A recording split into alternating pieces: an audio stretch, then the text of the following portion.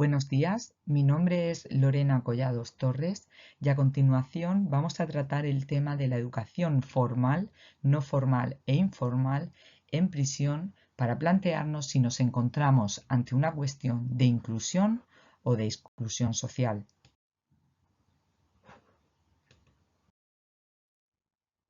Para ello nos planteamos los siguientes interrogantes. ¿El contexto penitenciario fomenta la reeducación o la reinserción únicamente? ¿La prisión permite desarrollar en el sujeto la reeducación como pilar fundamental para el cambio conductual?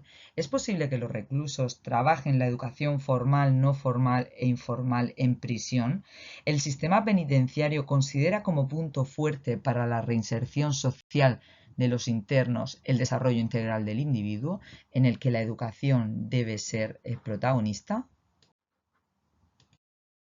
Para hablar de reeducar o reinsertar, consideramos necesario dirigirnos al diccionario de la Real Academia Española de la Lengua y definir reinsertar y reeducar. Por reinsertar consideramos la necesidad de volver a integrar a alguien que está condenado penalmente o marginado.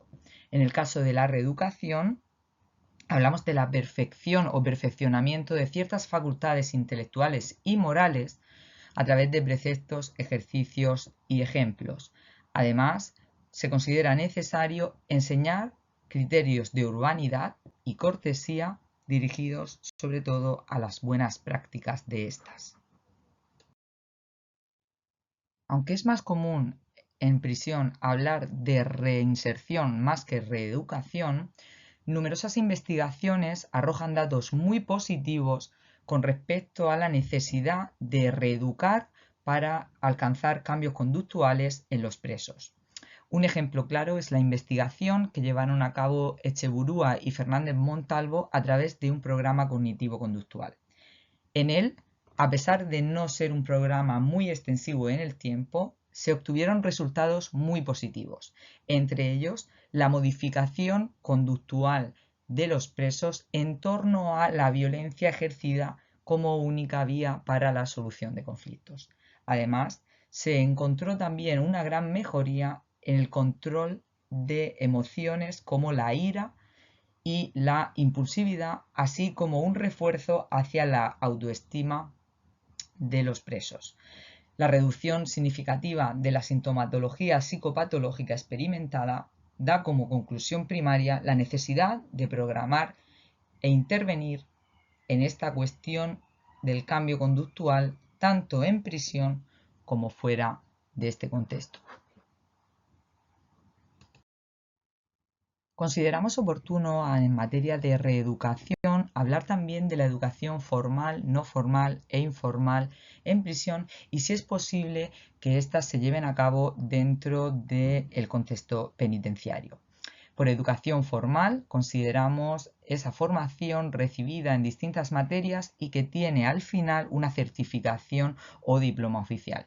En educación no formal también se realizaría una formación dentro de un ámbito educativo o profesional, pero sin obtener esta certificación final. En el caso de la educación informal nos encontramos ante la formación más desinstitucionalizada, puesto que sería aquella que llevamos a cabo en ámbitos más personales. Avalados por el estudio del Pozo Serrano, consideramos también necesario que se dé dentro de la reeducación en la cárcel la siguiente triada que exponemos a continuación. Por una parte, consideramos que los presos deben de tener las tres opciones siguientes para poder hablar verdaderamente de reeducación. Por una parte sería esa formación reglada o educación formal. Por otra, la educación no formal, que se encontraría en programas como la alfabetización de personas que no dominan el idioma del país en el que se encuentran, programas de autoestima o aquellos que ponen en marcha el desarrollo de habilidades sociales. Dentro del ámbito informal, de la educación informal, consideramos también muy importante hablar de espacios de socialización y espacios de convivencia para verdaderamente hablar de una reinserción que sea potenciada desde la vivencialidad y la experiencialidad de los presos o reclusos dentro de prisión. Si nos acercamos a la página del Ministerio del Interior y en concreto a la Secretaría General de Instituciones Penitenciarias Españolas, observamos un espacio destinado a la reeducación y reinserción social. Dentro de este ámbito y en el banner de la izquierda encontramos programas dedicados al tratamiento y a la intervención determinados por el delito cometido por el recluso o preso en cuestión. También hablamos de enseñanza reglada y formación que estaría dentro de la educación formal. En la educación no formal hallaríamos la inserción laboral o programas de ocio, cultura y deportivos. Sin embargo, podemos observar cómo la educación informal no estaría presente en la posibilidad que ofrecen los establecimientos penitenciarios para el desarrollo del preso y su posterior incorporación fuera de prisión.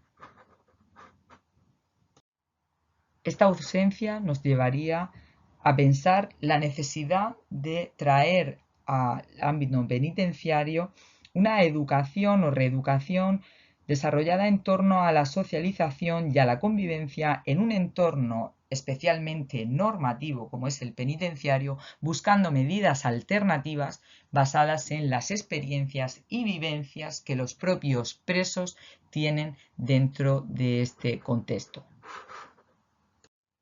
Como conclusión, consideramos que es importante hablar de reinserción, pero también de reeducación y dentro de la reeducación abordar los tres ámbitos educativos como son el de la educación formal, educación no formal y educación informal para hablar verdaderamente de un desarrollo integral del individuo en educación propiamente y que debe de ser él el protagonista del propio aprendizaje para verdaderamente canalizar y observar cambios conductuales fuera del ámbito de prisión una vez que ellos se incorporan a la vida ordinaria.